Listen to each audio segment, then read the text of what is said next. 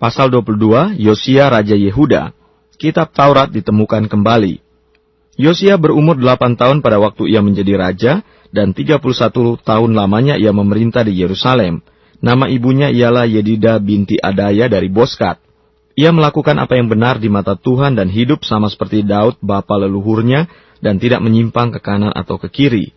Dalam tahun yang ke-18 zaman Raja Yosia, maka Raja menyuruh Safan bin Asalya bin Mesulam, panitera itu ke rumah Tuhan, katanya, "Pergilah kepada imam besar Hilkia, suruhlah ia menyerahkan seluruh uang yang telah dibawa ke dalam rumah Tuhan, yang telah dikumpulkan dari pihak rakyat oleh penjaga-penjaga pintu.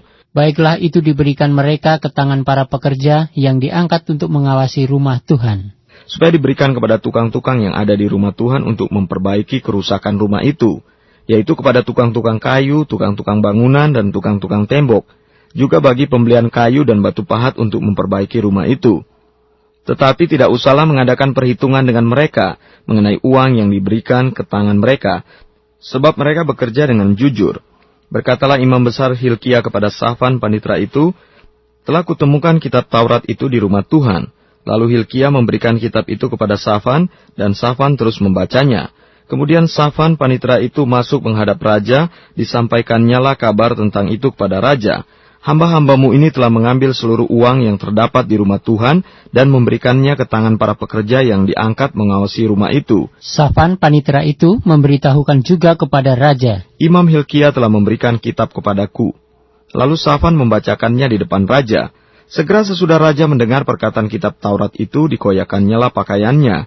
Kemudian raja memberi perintah kepada Imam Hilkia, kepada Ahikam bin Safan, kepada Akbor bin Mika, kepada Safan panitera itu, dan kepada Asaya, hamba raja, katanya, "Pergilah mintalah petunjuk Tuhan bagiku, bagi rakyat dan bagi seluruh Yehuda, tentang perkataan kitab yang ditemukan ini, sebab hebat kehangatan murka Tuhan yang bernyala-nyala terhadap kita, oleh karena nenek moyang kita tidak mendengarkan perkataan kitab ini dengan berbuat tepat seperti yang tertulis di dalamnya.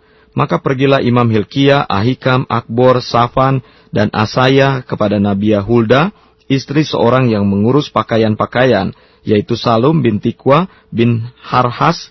Nabiah itu tinggal di Yerusalem, di perkampungan baru. Mereka memberitakan semuanya kepadanya. Perempuan itu menjawab mereka, "Beginilah firman Tuhan Allah Israel.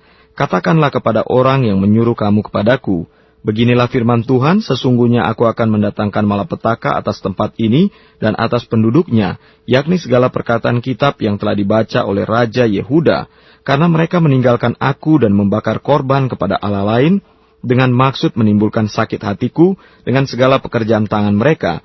Sebab itu kehangatan murkaku akan bernyala-nyala terhadap tempat ini dengan tidak padam-padam.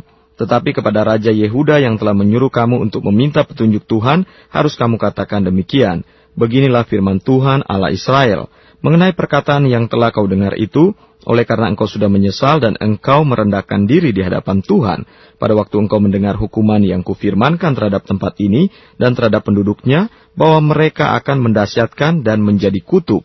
Dan oleh karena engkau mengoyakkan pakaianmu dan menangis di hadapanku, aku pun telah mendengarnya. Demikianlah firman Tuhan. Sebab itu sesungguhnya aku akan mengumpulkan engkau kepada nenek moyangmu, dan engkau akan dikebumikan ke dalam kuburmu dengan damai, dan matamu tidak akan melihat segala malapetaka yang akan kudatangkan atas tempat ini." Lalu mereka menyampaikan jawab itu kepada raja.